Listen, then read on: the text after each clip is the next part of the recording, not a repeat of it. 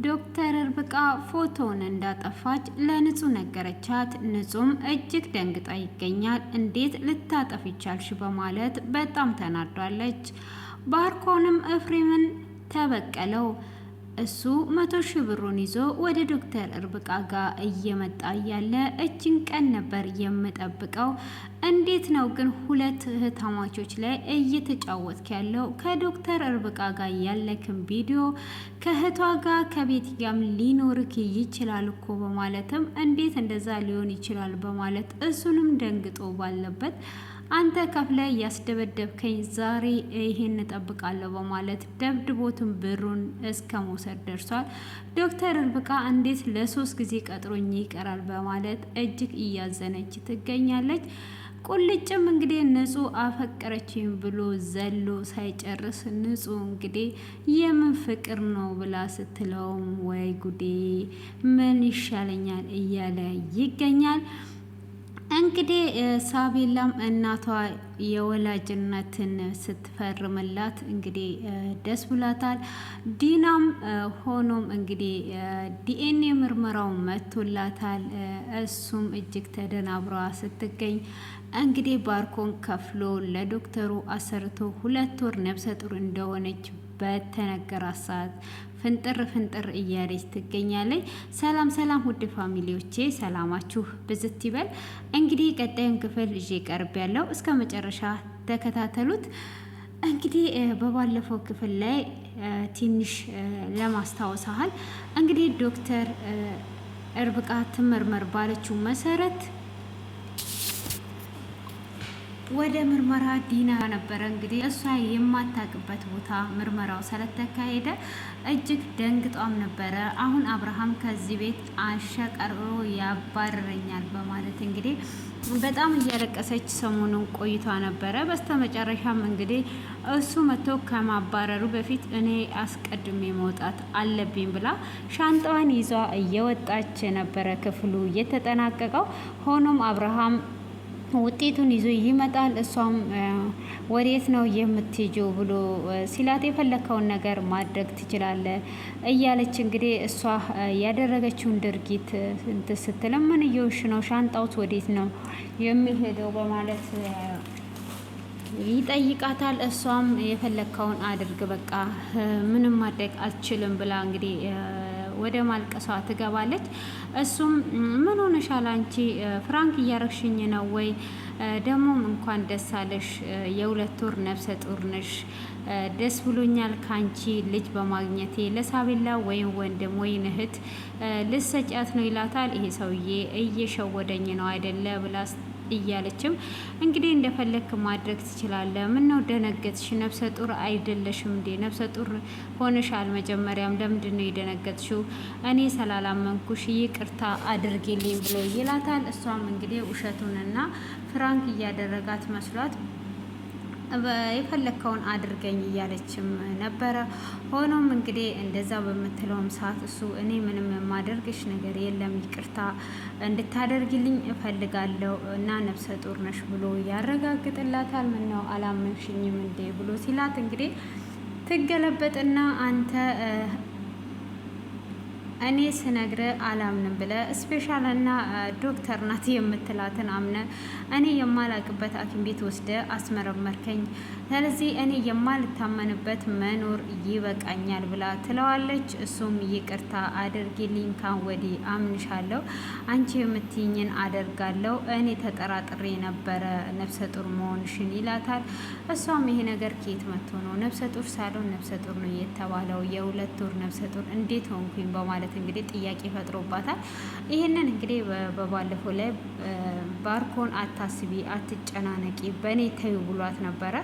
እሷ ደግሞ በጣም እየተጨነቀችና ራሷን እስከ መሳት ደርሷ ነበረ። ሆኖም እንግዲህ እንደዛ ከሆነ እሺ እኔ አንተን በምን አንጀቴ እቀየማሃለሁ? አዘንኩብ እንጂ ምንም የተቀየምኩ ነገር የለም። እኔ ባሌ ከሆነ በአንተ እንዴት አዝናለሁ? ይቅርታ አድርጌልሃለሁ ትለዋለች። እሱም ደስ ይለዋል። እንደዛ ከሆነ በቃ አንፏ ብለሽ ጋብዝሻለሁ እና እንኳን ደስ አለሽ ብሎ በድጋሚ እንግዲህ ደስታውን ደስ ይባባላሉ ማለት ነው። እንግዲህ በዚህ አይነት መሰረቱ እሷ እንግዲህ ነፍሰ ጡር ሳትሆን እንደዛ ብሏታል ማለት ነው።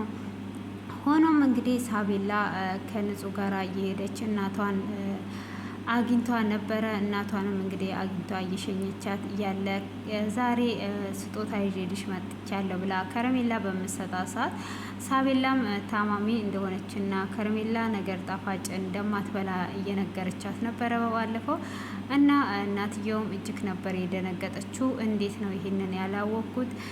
ምን ሆነሽ ነው ብላ በቃ በጣም አዝኗ ነበረ። ሆኖም ንጹህ እንደምንም እንትን ትላታለች፣ ደህና ናት ብላ ትላለች። ከዛን እንግዲህ ሳቤላም እንዴት እንደዚህ ደነገጥሽልኝ? እስካሁን ድረስ እኔን የሚወዱት ንጹህና አብርሃም ብቻ ነበሩ። አንቺም ስለወደድሽኝ እድለኛ ነኝ ታድያለሁ በማለት እንግዲህ እየነገረቻት ነበረ ማለት ነው። ሆኖም በጣም ሳቤላ በጣም ደስ ብሏት ነበረ። እንግዲህ በድጋሚ የሚወዳት ሰው ስላገኘች በመደሰት በሳቅ ወደ ትምህርት ቤት እንድትሸኛት ይዳሉ። ልሸከምሽ እናትሽ ብትኖር እኮ ተሸክሟሽ ልትወስድሽ ትችላለች እና እኔ ልሸከምሽ ብላ ትላታለች። እሷም አሁን እኔ ትልቅ ሰው ስለሆንኩኝ እናቴ ብትኖርም አትሸከመኝም፣ ተማሪዎች ይስቁብኛል ትላታለች። እሷም ለካ ትልቅ ሰው ሆነሻል፣ በቃ እንደዛ ከሆነ ለምን ቦርሳሽን ይዤልሽ አልሸኝሽም ብላ ትላታለች።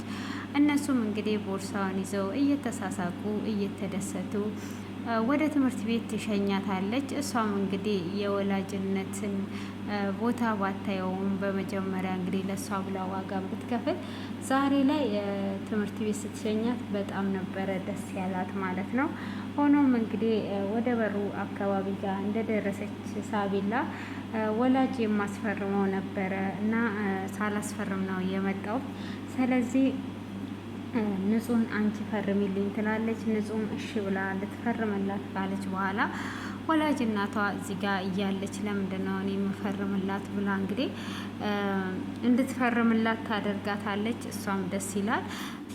እሷም እንግዲህ እጅግ በጣም በደስታ ትፈርምላታለች። ጽሁፏን በጣም እንደሚያምር ትነግራታለች። እግዚአብሔር ይመስገን የልጄን ደብተር እጅ ጽሁፍ አየውኝ በማለት እንግዲህ በደስታ ከፈረመችላትም በኋላ እንግዲህ ወደ ቤት ትመለሳለች። እሷም እንግዲህ ሁልጊዜም ለመሸኘት ብትጓጓም እንግዲህ የምትፈልገውን ነገር እያየች ግን እንዳትነካ ሆናለች። ለልጇ ስትል መስዋዕት እየከፈለች ባለችው እና ሆኖም እንግዲህ እንደዛ ካደረጉና ከንጹህ ጋር እየተመለሱ ካለ አብርሃም ከፈቀደልኝ ነገም እንሸኛታለን ብላ ትላለች። እሷም እንግዲህ ነገ እንሸኛታለን ሁልጊዜም አግኝቼ ብሸኛት እድለኛ ነበርኩኝ ብላ ትላለች። እንግዲህ በዚሁም ንጹህ ግን እስከ መቼ ድረስ ነው እንደዚህ የምንደባበቀው ብላ ትላታለች። እስከሆነ ሰዓት ጊዜ ብቻ ልጄ ግን እውነት ደህና ናት ወይ የምሳሳላት ልጄ ንገሪኝ ብላ ትላታለች። ደህና ናት አዎ ስትላት ማይልኝ ብላ ስትላትም አንቺን ኢንሳኝ ደህና ናት ብላ ትላለች። እንግዲህ እዚህ ጋር ንጹህ አንቺን ኢንሳኝ ደህና ናት አለች። ግን ሳቤላ ያው በጣም ታማ ቤቱንም ደግሞ እንዳይሸጥ ሱሎሚ ቤቱ እንዳይሸጥ እያደረገች ነው። አሁን እዚህ ጋር ሳቤላ እናቷ ብትሄድላት እናቷ የመሸጥ መፍቱ ሙሉ ስላላት እንግዲህ ከእህቶቿ እንደምንም ብላ ሳቤላ ቶሎ የመታከም ቻንስ ይኖራት ነበረ። ሆኖም እንግዲህ ንጹህ እዚህ ጋር ደህና እንደሆነች እየነገረቻት ነው። ልጄ ብቻ ደህና ትሆንልኝ እኔ ችግር የለውም ብላለች። እንግዲህ ሆኖም እሷም እንደዛው እየተሳሳቁ እየተጨዋወቱ ወደ ቤት ይመጣሉ። ሆኖም ኤፍሬም እንግዲህ ለርብቃ ባለፈው ከእህቷ ጋር ተኝቶ 100,000 ብር ሰጥታው ነበረ። ቤቲ የምታስታውሱ ከሆነ እንግዲህ በጸጸትም ቢሆን አብረው ተኝተው አብረው አድረው ካሉ በኋላ 100,000 ብሩን ሰጥተዋለች። ዶክተር ርብቃም እንግዲህ ከጓደኛዋ በመበደር ለአባትየው ብሩን አስገብታለትም ነበረ። ስለዚህ እንግዲህ ያንን ብር ይዞላት እየመጣ ደውሎላትም አንተ ሳትደርስ ነው ወይ? በቃ ሁል ጊዜም አንተ ለቀጠሮ አትመችም ማለት ነው። ለምንድን ነው እንደዚህ የምታደርገው? ለምንድን ነው በጊዜ የማትመጣው ብላ ትለዋለች። እሱም መጥቻለሁኝ እኮ ደርሻለሁ፣ የተወሰነች ደቂቃ ብቻ ጠብቂኝ፣ 5 ደቂቃ ጠብቂኝ፣ በዛ ላይ ደግሞ እያወራሁሽስ አይደለ ወይ ናፍቀሽኛልም እያላት እንግዲህ እያወሩ እየሳቁ አንተ መቼም ሁል ጊዜም እንዳረፈድክ ነው ብላ ትለዋለች። እንግዲህ ይሄ ነገር ወዴት እየሄድን ነው? እንዴት እየሆነ ነው ያለው? ለምንድን ነው እንደዚህ የሚሆነውስ? አንተ ለምንድን ነው ሰዓትን የማትጠብቀው? ለምን ትዋሸኛለህ? ሁልጊዜም እየዋሸኝ ብላ ትላለች። እሱም እየተሳሳቁ እየሳቁ የኔ ቆንጆ ስለናፈቅሽኝ ነው፣ ይኸው ደግሞ ደርሻለሁኝ እኮ ብሎ ይላታል። እሷም እንግዲህ እሺ በቃ ቶሎና እያለች እያወራች በመሀል ቆይ እስቲ ደውልልሻለሁ ብሎ ይላታል። እሷም እንግዲህ ደውልልሻለሁ በሚላት ሰዓት እሺ ብላ ትለዋለች። እሺም ብላ ሳትጨርስ ስልኩን ይዘጋል። እንግዲህ እሱም ባርኮንን አይቶ ነበረ። ባርኮንም እንግዲህ ቀናት ቆጥረን እንግዲህ ዛሬ የምበቀል ሰዓት መጥቷል ደርሷል እና እንግዲህ በዚህ ምን እንደምትሆን ብሎ ይለዋል። እሱም እንግዲህ እንደዛ በሚለው ሰዓት እንዴት ነው እንደዚህ የሚሆነው? ምን እያልክ ነው ያለኸው ብሎ ሲለው አንተ ግን እንዴት ነው ሴቶች ባዩ ቁጥር ሁሉ ሴቶች በአንተ የሚከንፉት? ግንባርክ ላይ አሰርተ ነው ወይስ እንዴት ነው ይለዋል። እኔ ግንባሬ ላይ ምንም የማሰራው ነገር የለም፣ አንተ ካሰራክ ነው እንጂ እኔ እንዴት ነው የማሰራው ብሎ ይለዋል። ከዛን እንግዲህ አይ ካዳ ሁለቱን ሴቶች እንዴት ነው በአንዴ መጫወት እየቻልክባቸው? ምን ብታደርጋቸው ነው ቤቲንም ርብቃንም በአንድ ጊዜ ልትጫወትባቸው እየቻልከው? በማለት እንግዲህ ይለዋል ማለት ነው። እሱ ምን እያልክ ነው ያለው? ጭራሽ አንተ እየተከታተልከኝ ነው እንዴ ያለው ብሎ ሲለው አዎ እየተከታተልኩ ነው፣ በቪዲዮ ራሱ ሊኖረኝ ይችላል ከእህቷ ጋር የነበረክ ነገር፣ ስለዚህ ከርብቃ ጋር ያለክ ከእሷ ጋር በቪዲዮ ሊኖረኝ ይችላል ብሎ ይለዋል። ኤፍሬምም በዚህን ሰዓት ይደነግጣል። ብቻ አንተ ያልሆነ ነገር ውስጥ አትገባ፣ ምን እያደረክ ነው ያለኸው ብሎ ይለዋል ማለት ነው። እሱም ምንድን ነው እሱ ምን ማለት እና ምን ማድረግ ፈልገ ነው ብሎ ሲለው እንግዲህ በዚህ አይነት ሁኔታ ላይ ይናገረዋል። ሆኖም ለምንድን ነው አንተ እንደዚህ የምታደርገኝ? ምን እያደረክ ነው ያለው? ሁለት እህቶች ላይ ስትጫወት አይደብርም እንዴ ብሎ ይለዋል። እሱም እንግዲህ እሺ አሁን ምንድን ነው ካዲያ? አየህ ቀንና ጊዜ ጠብቄ ነው እኔ የምበቀል። አንተ ወንድነት መስሎ ከፍለ አስደበደብከኝ። እኔ ይኸው ተመቻችበት ቦታ አገኘው። እንደ ዛሬ ምቹ ቦታ ስለማላገኝ እንግዲህ በዚህ አይነት መልኩ ዛሬ ሂሳብን እሰጣለሁ ብሎ እንግዲህ ባርኮንም ዶቆስ ያደርገዋል።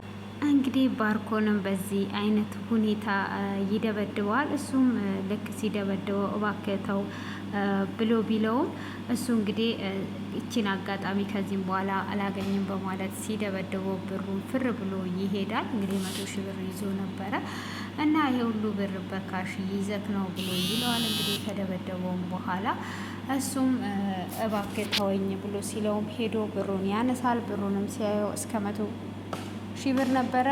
ይሄ ሁሉ ብር ካሽ ይዘህ እየሄድክ ያለው ለማለት ትሰጥ ነው ብሎ ይጠይቀዋል።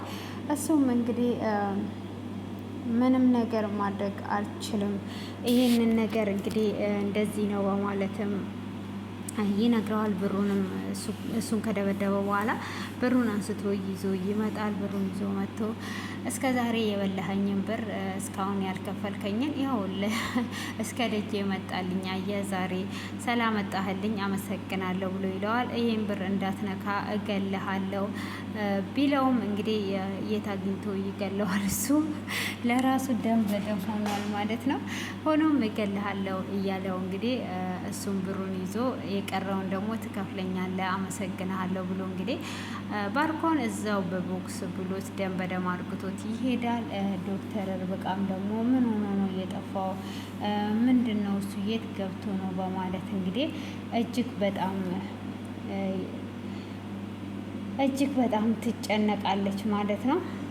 እሷም እንግዲህ በዚህ አይነት መልኩ በመጨነቅ ብትደውልለትም ስልኩን ሊመልስ አልቻለም። ምን ሆኖ ነው? የት ሄዶ ነው? እንዴት ነው እሱ እንደዚህ እንትን ያለው በማለት እንግዲህ ብትፈልገውም ልታገኘው አልቻለችም ማለት ነው። ምንም አይነት ሰዓት ብትፈልግ ብታየውም ስልኩንም ብትደውልለት ሊያነሳላት አልቻለም። ኤፍሬም በቃ ዛሬም ለሶስተኛ ጊዜ ሊጫወትብኝ ነው፣ ብር መበደሬን እያወቀ እንዴት ነው እንደዚህ የሚያደርገኝ እያለች እጅግ በጣም እያዘነች ስልክ ትደውላለች። ብትደውልም እንግዲህ ሊያነሳላት አልቻለም። እሱ እዛ ጋር ፌንት ገይቷል ማለት ነው። ሆኖም እንግዲህ በዛ አይነት መልኩ ላይ ጓደኛዋም ትደውልላታለች። ጓደኛዋም እንግዲህ ገንዘቡን ጥየቃ ስትደውል ይቅርታ አድርጊልኝ፣ አሁን ላይ ብሩ የሆነ አጋጣሚ የሆነ ነገር ገጥሞኝ ነገ ይዤልሽ እመጣለሁ ብላ ትላለች። እንግዲህ ዶክተር ርብቃ አሁን በጣም ትልቅ ችግር ውስጥ ገብታለች። ነገ አይደለም ተነገ ወዲያም ይዟ መሄድ አትችልም ማለት ነው። ብሩን እንግዲህ ይዟ ዝም ብላለች ማለት ነው። እንግዲህ በዚህ አይነት መልኩ ብሩን እሱ ወስዶበታል። ዶክተር ርብቃም ካሁን መጣ ካሁን ሄደ እያለች እንግዲህ የጓደኛውን ብር ነው ተበድሯል አባቷ እየሰጠችው እጅግ በመጨነቅና በማልቀስ ውስጥ ትገኛለች። ሆኖም እንግዲህ እዚህ ጋር ንጹም እንግዲህ ዘና ፈታ እያለች ከሳቢላ እናት ጋር እንደተለያየች ቁልጭ ያገኛታል። ቁልጭም እንግዲህ ባለፈው አፍቅራው እየሳመችው መስሎታል። እሱም አሁንም ደስ ይለውና ሳም ያደርጋታል። ከዛን እሷ እንደዚህ አይነት ቀልድ እንዳትቀልድ ምናምን ብላ ትለዋለች። እሱም ደግሞ እንዴ ይሄ ነገር እንዴት ነው ወዴት እየሄደ ነው ያለው በማለትም እንግዲህ እኔ ባለፈው ጮቤ ረገጥኩት አፈቀረችኝ ብዬ አይደል እንዴ በስሜት ሆና ነው እንዴ ቁጭ ሳመችኝ ወይኔ ጉዴ እያለ ይገኛል ማለት ነው።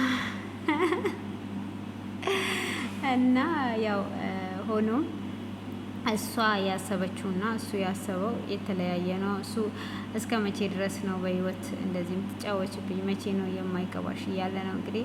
ሆኖም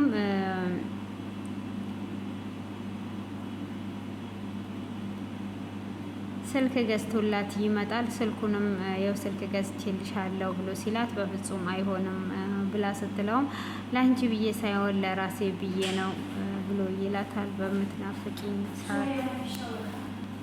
በምትናፍቂኝ ሰዓት ያን የሆኑ እንዳገኝሽ ለዛ አስቤ ነው በማለትም ይላታል። እሷም እንደዛ ከሆነ እሺ በቃ በማለት እንግዲህ ትናገረዋለች ማለት ነው።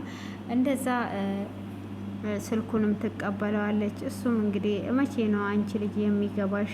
የምታፈቅርኝስ መቼ ነው? በማለት እንግዲህ እያያትም ነበረ። ሆኖም እንደዛም ቢሆን እንግዲህ እሷ ምንም አይነት ስሜት ሳይኖራት ቀርቶ ሳይሆን እሷ እንግዲህ ልቧ ሁለመናዋ እና አብርሃም ጋር ነው ያለው ማለት ነው። ሆኖም ያንን አድርጋ ወደ ቤት እየተመለሰች እሱም አንገቱን አጋይቶ ፎቶውንስ አላክሽልኝም እኮ ብሎ ሲላት ዶክተር ርብቃ እኮ ምን እንደሆነች አላቅም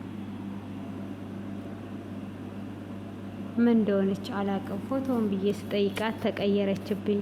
ፎቶው ምን እንደሆነ አላቅም፣ ለዛ ነው ያላኩበት ባትሪ የለም እያለችኝ። ያንኑ ደግሞ ሚሴጅ ሲገባ ነበረ።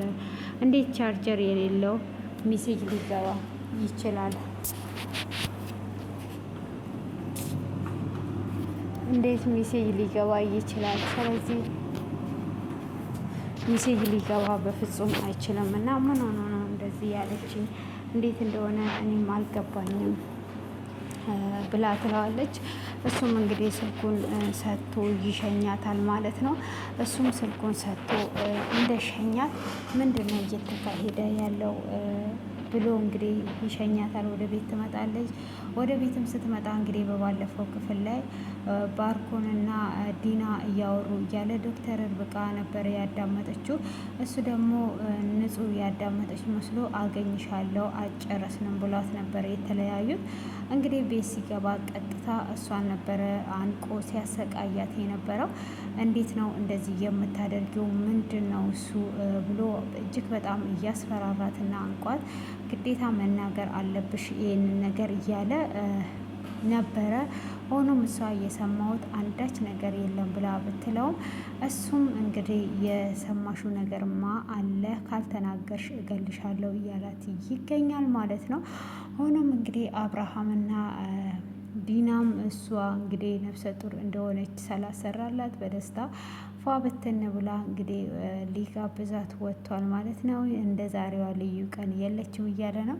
ብቻ በህልም እንዳይሆን እንጂ በዚህ አይነት ሁኔታ ላይ ዛሬ ሊገባበዙ ወጥተዋል ማለት ነው። እንግዲህ እንደምንም ብሎ ባርኮንም ንጹህን እያሰቃያት ባለበት ዶክተር ርብቃ እንግዲህ ኤፍሬምን ጠብቃ ሲያቅታት ኤፍሬምንም ማን እንደሆነ አንስቶታል፣ አይታዩም እና እሷም ጠብቃ ሲያቅታት ወደ ቤት ትመጣለች። በሩን ለብዙ ሰዓታትም አንኳኩታለች። ንጹህ የለችም እንዴ ምን ሆና ነው እያለች እየተጨነቀች ሳለ እንግዲህ ባርኮንም የበሩን ማንኳኳት ይሰማና እንትን ይለዋል ማለት ነው። ይለቃታል። እሷም መታ በሩን ትከፍታለች። በሩንም በከፈተች ሰዓት ዶክተር ርብቃ ነበረች። ከዛም በኋላ ዶክተር ርብቃ ምን ሆንሽ ነው ብላ ትላታለች። እሷም አቅፋት ታለቅሳለች ማለት ነው። አቅፋትም ካለቀሰች በኋላ እንግዲህ ባርኮን ተናገሪ እያለ በር ስር ተለጥፈሽ ያዳመጥሽውን ተናገሪ እያለ እያሰቃየኝ ነው። እኔ ምንም የማውቀው ምንም የሰማሁት ነገር የለም፣ ምን እንደሚሻለኝ እኔ እንጃ እያለች እንግዲህ ትነግራታለች ማለት ነው። እሷም አሁን ሄጄ ልንገረው፣ ሄጄ ብነግረውም ደግሞ ህይወቴን ያመነቃቅረዋል፣ ምን ይሻለኛል እያለች እንግዲህ እያቀፈቻት አብራም እያለቀሰች አይዞሽ ብላ እያጽናናቻትም ነበረ። ዶክተር ርብቃ እንግዲህ ወሬውን የሰማችው እሷ ነበረች።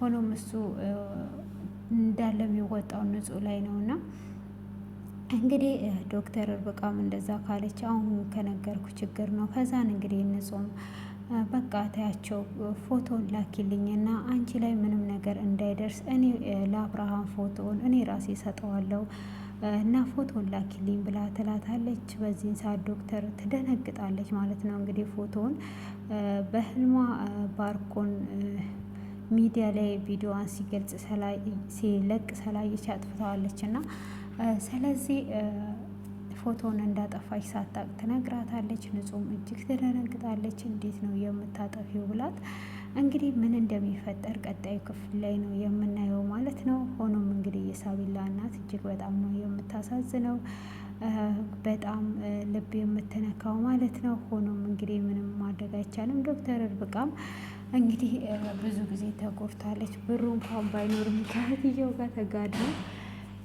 ብሩን ይዞ ቢመጣም እንግዲህ አሁን ላይ ሁለት ኪሳራ ውስጥ ገብታለች ማለት ነው። እንግዲህ እሱም ወደ ሕክምና ነው የሚሄደው። ከጓደኛዋም አልሆነች ከብሯም አልሆነች ማለት ነው። እና ከባድ ሁኔታ ላይ ነው ያለችው። ይህንን ይመስላል ማለት ነው። እናንተም ደግሞ ኮሜንት ላይ አስተያየታችሁን አስቀምጡ ማለት ነው። እንግዲህ ዶክተር በዚህ አይነት ሁኔታ ላይ ነው ያለችው።